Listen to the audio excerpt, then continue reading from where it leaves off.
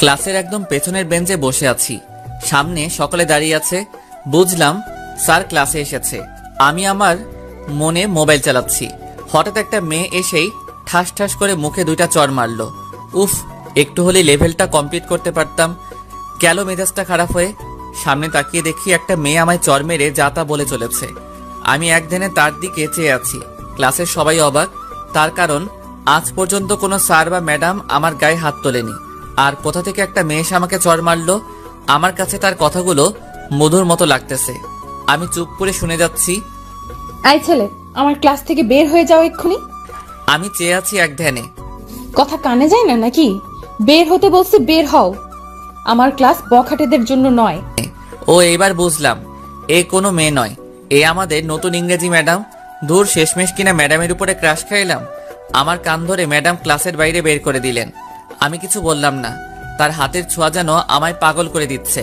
ক্লাসের বাইরে এসে আমার সামনে আমার মোবাইলটা আছাড় মেরে ভেঙে ফেললো আর বলল, ফের যদি কোনো সময় আমার ক্লাসে মোবাইল দেখি তাহলে তোমার খবর আছে।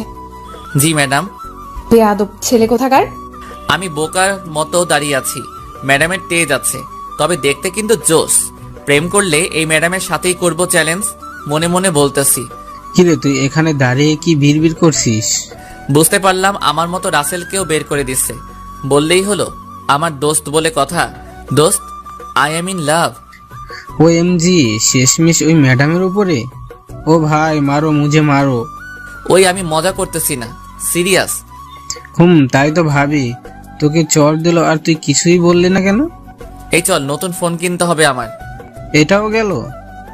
ম্যাডাম আসার দিছে। চল, দাঁড়িয়ে থাকতে ভালো লাগতেছে না। যাবো, তবে হিমুকে নিবি না? উফ, মনেই ছিল না। ম্যাডাম, একটা কথা ছিল। এসে কি কথা? ম্যাডাম, হিমুকে খুব দরকার, ওকে যেতে দিন প্লিজ। কেন? আমার ক্লাস না করে কাউকে আমি বাইরে যেতে দেব না। ফাও পেঁচালে লাভ নেই, বরং একটা ফাফড় দেই। ম্যাডাম, হিমুর বাবা হার্ট অ্যাটাক করছে, ওকে যেতে দিন। ও, আগে বলবে না? এই হিমুকে তুমি যেতে পারো। ধন্যবাদ ম্যাডাম, আসি, বাই। আর এক মুহূর্ত না দাঁড়িয়ে দিলাম দৌড়। ম্যাডাম অবাক, তাই ক্লাসের একটা মেয়েকে জিজ্ঞেস করলো, এই ছেলে অমন ভাবে পালালো কেন? ম্যাম, আসলে হিমুর তো বাবা নেই। কি? আমাকে এত বড় মিথ্যা কথা বললো? কালকে দেখাবো এর মজা। সবাই হেসে দিল। একদম চুপ। রাসেল আর হিমু তো হাসতে হাসতে শেষ। দোস্ত, তোর মাথায় এইসব প্ল্যান আসে কিভাবে বলতো? আরে বেটা, কার ছেলে দেখতে হবে না? দোষ, সব সময় আমার আব্বুকে নিয়ে মজা করিস কেন? শোন, ম্যাডামকে ওটা না বললে আসতে দিত না, তাই বললাম, সরি। ঠিক আছে। আরে এসব বাদ দে। হিমু মামা, তুই কি জানিস আমাদের শ্রাবণ ম্যাডামের উপর ক্রাশ খাইছে? ওই তোরা মজা বাদ দে। এরপর মার্কেটে গিয়ে একটা ফোন কিনে বন্ধুদের সাথে কিছু সময় আড্ডা দিয়ে বাসার দিকে রওনা দিলাম। ও শিট, আপনাদের তো আমার পরিচয় দেওয়া হলো না। আমি শ্রাবণ। পরিবারে আমি, আম্মু, আব্বু আর আমার থেকে কিছুটা ছোট একটা বোন। আব্বু আমার ইউনিভার্সিটির প্রিন্সিপাল, তাই আমি এত লাফালাফি করি। আমি এইবার অনার্স সেকেন্ড ইয়ারের অনিয়মিত ছাত্র। আর রাসেল হিমু প্রাণের দোস্ত, তা তো দেখলেনি। আমি আর রাসেল প্রায় একই রকম, কিন্তু হিমু বাচ্চা, খুব ভদ্র ছেলে। আর কিছু কমু না, বাকি সব পরে জেনে যাবেন। এই রে, বাসায় চলে এসেছি, পরে কথা বলবানি, বাই। বাসায় এসে কলিং বেল চাপ দিলাম। আম্মু এসে দরজা খুলে দিল। কিরে, এত তাড়াতাড়ি আসলি কেন? ক্লাস শেষ, তাই চলে এলাম। মিথ্যা বলিস, এখন সবেমাত্র 12টা বাজে আর তুই বলছিস ক্লাস শেষ? আউচ, আম্মু ছেড়ে দাও, লাগতেছে। আর মিথ্যা বলবো না, প্রমিস। এইবারের মতো ছেড়ে দিলাম। লাভ ইউ আম্মু। ক্ষুধা লাগছে, কিছু খেতে দাও। ফ্রেশ হয়ে আয়, খেতে দিচ্ছি।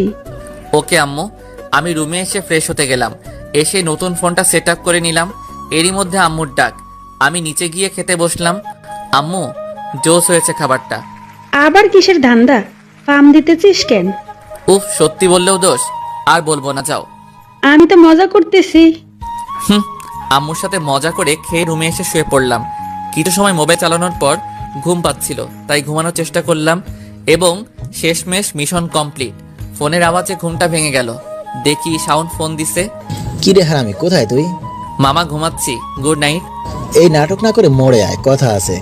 উফ, তুইও না, শান্তি মতো একদিনও ঘুমাতে দিবি না। রাখি, তাড়াতাড়ি আসিস। ইস, বিকাল হয়ে গেছে। আমার এই একটাই দোষ, একবার ঘুম পড়লে আর উঠতে মন চায় না।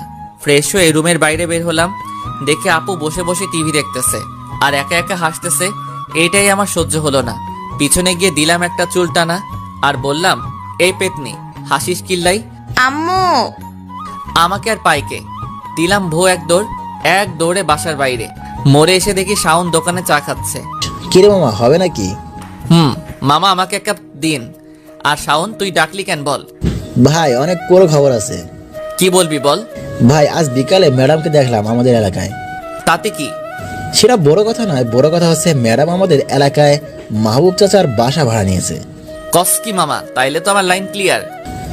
তাই তো আমি বলি। চল ঘুরে আসি।